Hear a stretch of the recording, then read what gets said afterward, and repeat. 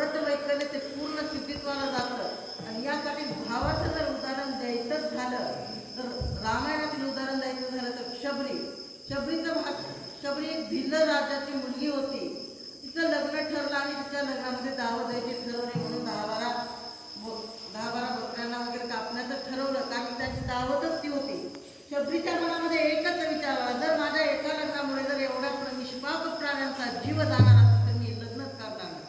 आणि लग्न करणार नाही म्हणून शबरी येऊन जंगलामध्ये राहिली. त्या झाडावर चढून राहिल्याने योगायोगाने तिथे माधव ऋषीचा आश्रम होता. शबरीने रोज जाऊन तिथे झाडलोट करावी, सडा संमार्जन करावं. आणि माधव ऋषीने सांगितले की एक दिवस तुला या ब्रह्मांडाचा मालक भेट देणार आहे. आणि तेच राम अवतारामध्ये प्रभू रामचंद्रांनी शबरीला भेट दिली. पण शबरीचं एक वैशिष्ट्य होतं की शबरीचं वय झालेलं होतं आणि त्याच्यामुळे डोक्यामध्ये जटावळलेला किंवा तिचा तो वेश असा वृद्ध व्यक्तीचा वेश झालेला होता.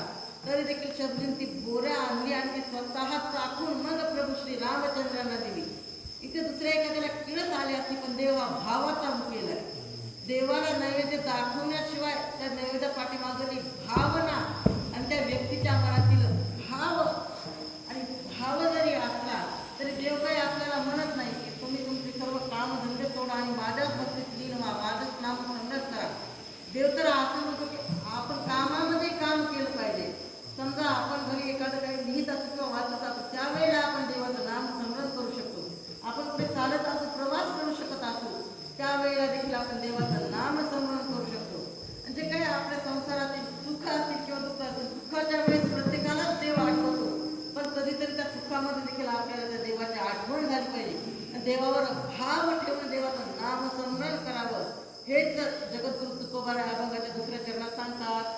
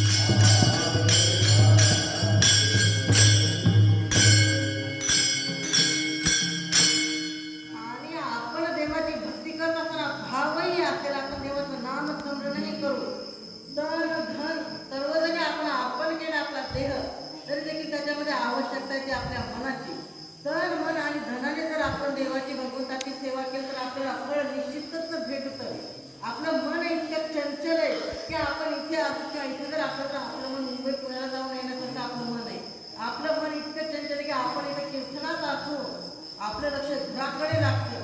मनाचं जर एक उदाहरण द्यायचं झालं तर मन इतकं चंचल आहे. एक वारकरी होते, त्यांचं घरचं थोडं काम राहिलं तर पेरणीचे दिवस होते आणि त्यांना चिंता लागली होती घरची. आणि तशाच नियमाने ते वारी त्यांची नियमाची होती म्हणून ते वारीला गेले, पंढरपूरला गेले, पांडुरंगाचं दर्शन घेतलं. पण त्यांच्या मनातील विकार चिंता जी होती त्यांचं मनच फिरावत होतं. कारण की ते गेले एका कारणासाठी, आपल्या पंढरीरायाचं दर्शन घेण्यासाठी. आपण देहाने जरी तिथे असलो तरी देखील आपला काही फायदा नाही, कारण की आपलं मन राखावं लागतं. आणि ते मन ज्यावेळेला आपण देवाच्या पायावर राखून ठेवू किंवा देवाच्या पायावर बांधून ठेवू, त्यावेळेला आपली भक्ती पूर्णत्वाला पावते आणि आपल्याला ज्या फळाची अपेक्षा आहे ते फळ आपल्याला लागतं. हे जगद्गुरु तुकोबाराय अभंगाच्या दुसऱ्या चरणात सांगतात.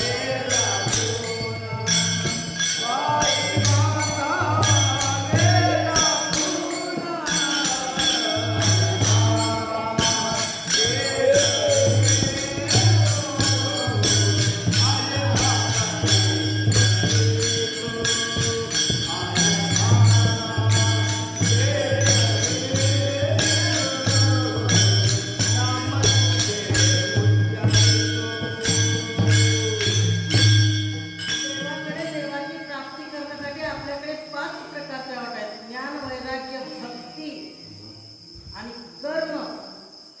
आणि 5वी वाट म्हणजे आपलं जे काही कर्म आहे किंवा या सर्वांना जर सांगायचं झालं, ज्ञानाची वाट. आपण आपल्या ज्ञानाने, आपल्या अभ्यासाने आपण देवाला प्राप्त करू शकतो. पण ज्ञानापेक्षा वाट जर अवघड म्हणलं तर ती कर्माची. आपण आपलं कर्म, आपण म्हणतो की जसं जातं कर्म तसं त्याला फळ भेटतं. कर्म झाले ते